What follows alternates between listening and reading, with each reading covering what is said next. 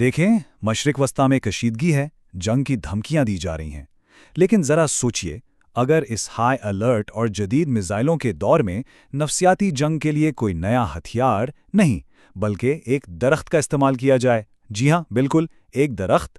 آج کے اس تجزیے میں ہم ایک انتہائی دلچسپ اور حالیہ واقعے کو ڈیکوڈ کرنے والے ہیں، تو چلیں سیدھا مدعے پر آتے ہیں اور دیکھتے ہیں کہ ہمارے ذرائع اس حیرت انگیز حکمت عملی کے بارے میں کیا بتاتے ہیں۔ یہ پوسٹ دیکھیے جو ایرانی صدر مسعود پزشکیان نے شیئر کی۔ مکمل تباہی کی دھمکیوں کے سائے میں انہوں نے کسی ہتھیار کی نہیں بلکہ اس سرو ابرکوا نامی درخت کی تصویر لگائی اور لکھا کہ یہ اس زمین پر لگا ہے جو اس وقت بھی ایران کے نام سے جانی جاتی ہے۔ مطلب بظاہر دنیا کی ایک بڑی سپر پاور کو یہ پیغام دیا جا رہا ہے کہ ہم اتنے ہی پرانے اور مضبوط ہیں جتنا کہ یہ درخت، اور ہمیں مٹانا محض ایک خام خیالی ہے۔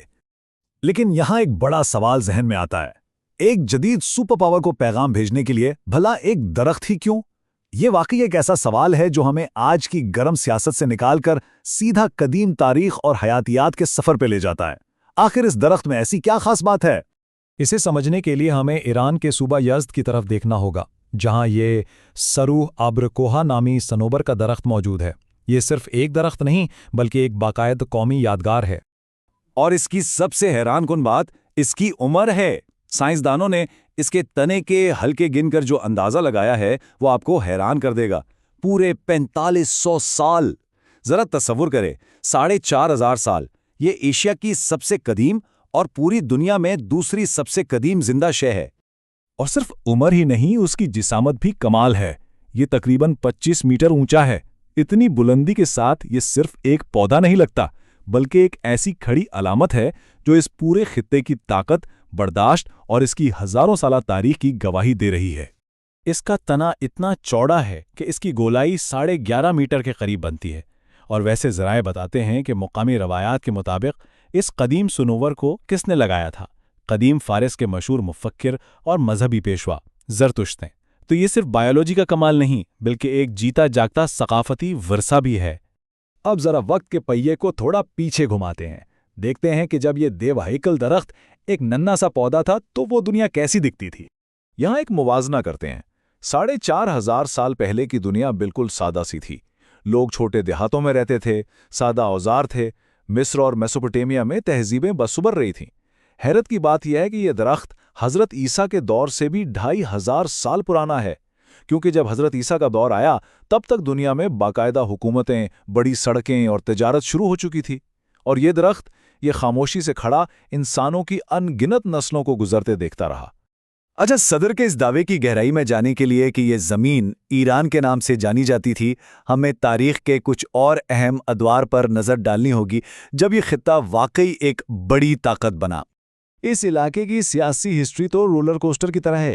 7ویں صدی قبل مسیح میں میڈز نے اسے متحد کیا، پھر 550 قبل مسیح میں سائرس اعظم آئے جنہوں نے پہلی عظیم فارسی سلطنت کی بنیاد رکھی۔ اس کے بعد 330 قبل مسیح میں سکندر اعظم کا حملہ ہوا۔ اگر ماڈرن ٹائمز کی بات کریں تو 1935 میں اس کا سرکاری نام باقاعدہ ایران رکھا گیا، اور پھر 1979 میں وہ مشہور اسلامی انقلاب آیا جس نے بادشاہت ختم کر دی۔ اور کمال کی بات یہ کہ یہ درخت ان تمام ادوار میں وہیں کا وہیں کھڑا رہا۔ سائرس اعظم کی اس سلطنت کے سائز کا اندازہ اس بات سے لگائیں کہ یہ دنیا کی تقریباً 44% آبادی پر حکومت کرتی تھی۔ جی ہاں، 44%۔ یہ مغرب میں مصر سے شروع ہو کر جنوب مشرق میں وادی سندھ یعنی آج کے پاکستان تک پھیلی ہوئی تھی۔ اور پھر داریوش اعظم نے اسے دنیا کی پہلی حقیقی سپر پاور بنا دیا۔ انہوں نے کمال کا انفراسٹرکچر دیا، ایک زبردست ڈاک کا نظام، وزن اور سکوں کا ایک معیاری سسٹم، صوبوں کا ٹیکس نظام جسے ستراپی کہا جاتا تھا، اور پورے ملک کو جوڑنے والی شاندار شاہی سڑکیں بنائیں، یہاں تک کہ دریائے نیل کو بحیرہ احمر سے جوڑنے والی ایک نہر بھی بنوائی، اور ہاں، پرسیپولس جیسا شاندار اور امیر شہر بھی اسی دور کی یادگار ہے۔ خیر، تاریخ سے نکل کر واپس آج کے دور میں آتے ہیں۔ جب ایرانی صدر نے اس تاریخی درخت کو اپنے ٹویٹ میں استعمال کیا تو انٹرنیٹ پر دونوں جانب سے بھرپور اور منقسم رد عمل آیا۔ آئیے غیر جانبدار ہو کر دیکھتے ہیں کہ ذرائع کے مطابق لوگ کیا کہہ رہے ہیں۔ سب سے پہلے ایک نقاد کا نظریہ سنیں۔ ایک صارف نے بڑی سختی سے اس 4500 سال پرانے درخت اور موجودہ سیاسی نظام کا موازنہ کرتے ہوئے کہا کہ آپ کا نظام صرف 47 سال پرانا ہے اور یہ زیادہ دیر نہیں چلے گا۔ یعنی ان کے خیال میں درخت کی عمر سے موجودہ سیاسی نظام کے قائم رہنے کی کوئی ضمانت نہیں ملتی۔ اب اس کے بالکل الٹ ایک حامی کا رد عمل دیکھیں۔ ان کا کہنا تھا کہ ایران اگلے 450 سال بعد بھی ایک سلطنت رہے گا۔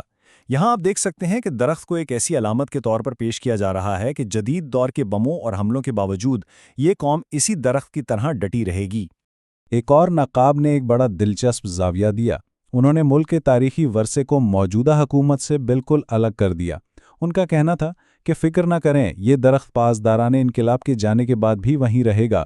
ان کا واضح اشارہ اس طرف تھا کہ تاریخ اور زمین تو اپنی جگہ قائم رہیں گے، مگر موجودہ سیاسی سیٹ اپ نہیں۔ اس دوران ایک اور حامی کی جانب سے یہ گہری سوچ سامنے آئی کہ 4500 سال پرانی تہذیب کو ایک ہی رات میں مٹایا نہیں جا سکتا۔ یہ اس پختہ یقین کو ظاہر کرتا ہے کہ سلطنتیں آتی جاتی ہیں، حملے ہوتے ہیں، لیکن اتنی پرانی جڑوں والی تہذیبیں کسی بھی جدید فوجی تنازع کے سامنے اتنی آسانی سے ختم نہیں ہوتی۔ تو آخر میں اس پورے تجزیے سے ایک انتہائی فکر انگیز سوال جنم لیتا ہے۔ کیا دنیا کی توجہ اس قدیم قومی علامت کی طرف دلا کر غیر ارادی طور پر اسے موجودہ تنازع میں کسی حملے کا ہدف تو نہیں بنا دیا گیا؟ جدید نفسیاتی جنگ میں ثقافتی اور تاریخی ورثے کو بطور ہتھیار استعمال کرنا ایک بہت خطرناک کھیل ہو سکتا ہے۔ آپ کا اس بارے میں کیا خیال ہے؟ کیا تاریخ ہمیں بچاتی ہے یا ہمیں مزید خطرے میں ڈالتی ہے؟